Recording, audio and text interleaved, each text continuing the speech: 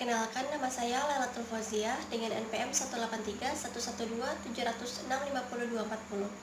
Di sini saya akan menjawab soal ujian akhir semester pada mata kuliah Enterprise Resource Planning kelas R04.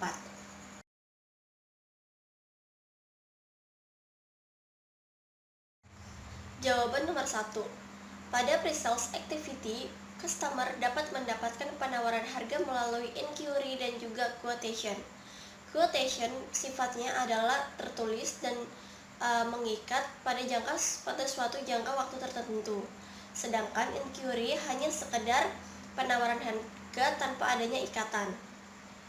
Aktivitas pre-sales meliputi marketing seperti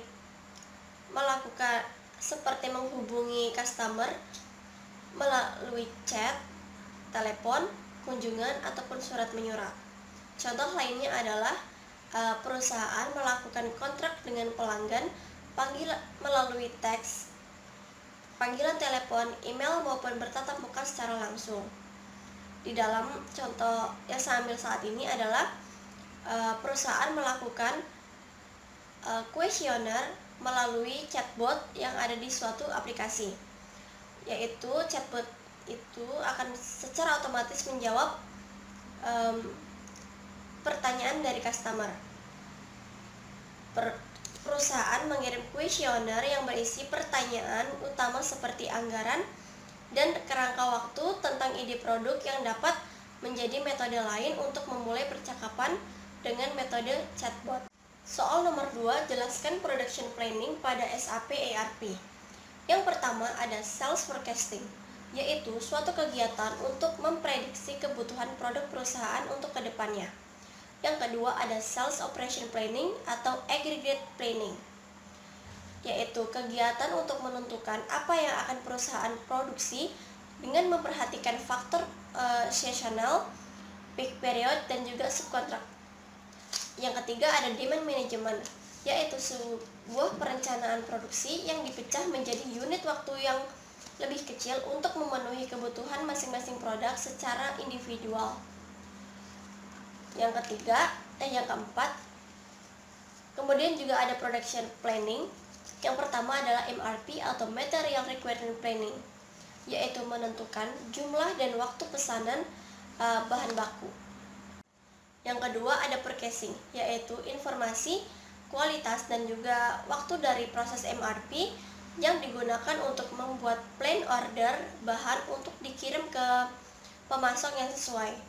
Yang ketiga ada detail scheduling, yaitu menggunakan perencanaan produksi pada tahap demand management untuk detail dari jadwal produksi. Yang keempat atau yang terakhir adalah production, yaitu menggunakan jadwal produksi untuk mengatur operasi harian. Jawaban nomor 3, jelaskan perbedaan antara discrete manufacturing dengan repetitive manufacturing.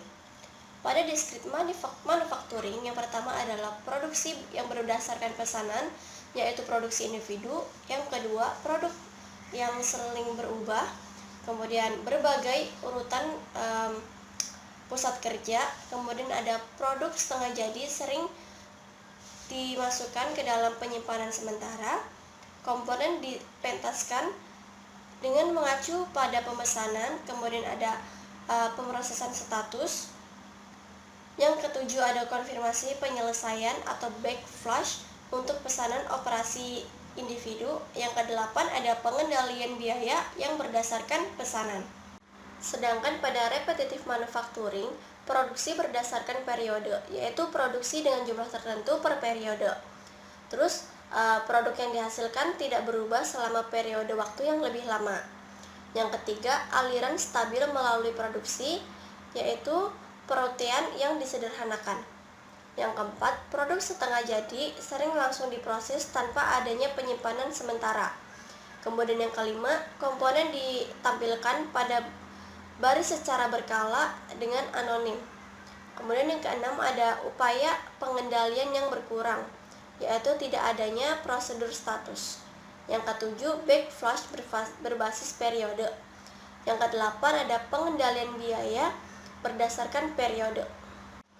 Nomor 4 yaitu jelaskan dan berikan contoh tentang production activity control. Production Activity Control merupakan teknik dan manajemen kapasitas yang digunakan untuk mengendalikan operasi produksi. PAC memiliki dua konsentrasi utama. Yang pertama yaitu priority control, yaitu untuk memastikan aktivitas produksi mengikuti rencana prioritas atau MRP. Yang kedua ada capacity control, yaitu memantau work center untuk memastikan jumlah tenaga kerja, waktu peralatan adalah tersedia untuk pekerjaan yang dijadwalkan. Fungsi PAC ada 3. Yang pertama yaitu menjamin aktivitas produksi berjalan sesuai rencana. Yang kedua, melaporkan hasil dari pelaksanaan produksi. Yang ketiga adalah untuk merevisi rencana sesuai dengan yang dibutuhkan untuk mendapatkan hasil yang diinginkan. Untuk contoh dari PAC atau Production Activity Control, di sini saya ambil kasus pada suatu toko lantai.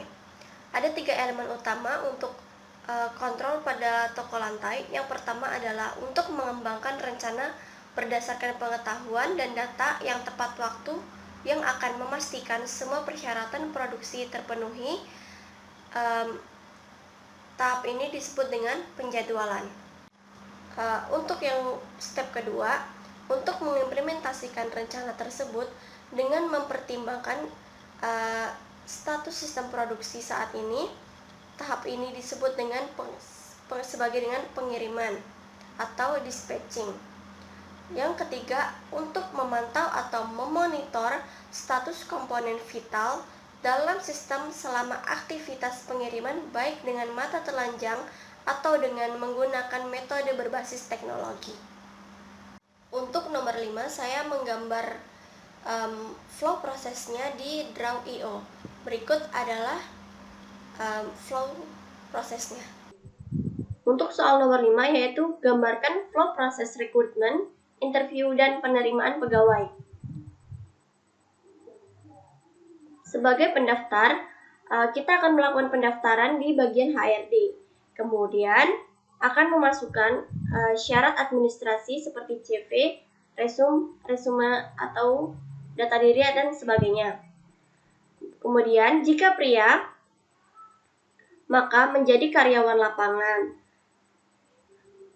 Lalu akan melakukan tes tertulis dan juga tes kesehatan.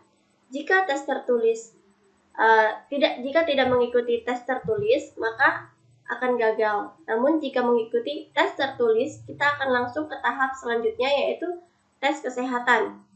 Namun jika di tes kesehatan ternyata hasilnya tidak sesuai, maka diputuskan gagal dan tidak diterima. Jika pelamar atau pendaftar bukan pria atau wanita, maka akan menjadi karyawan kantor. Di karyawan kantor ini, pendaftar akan melakukan tes psikotes dan juga tes wawancara. Jika tidak melakukan psikotes, maka akan gagal dan tidak diterima. Namun jika psikotes hasilnya lolos, akan lanjut ke tahap wawancara. Di wawancara, jika hasilnya tidak lolos, maka akan gagal dan tidak diterima. Namun jika psikotes dan wawancara berhasil dan hasilnya sesuai, akan langsung diterima sebagai karyawan kantor. Sekian penjelasan flow proses dari saya. Jika ada kesalahan ataupun kekurangan, mohon dimaafkan. Wassalamualaikum warahmatullahi wabarakatuh. Sekian jawaban dari saya. Jika ada kesalahan, mohon dimaafkan. Wassalamualaikum warahmatullahi wabarakatuh.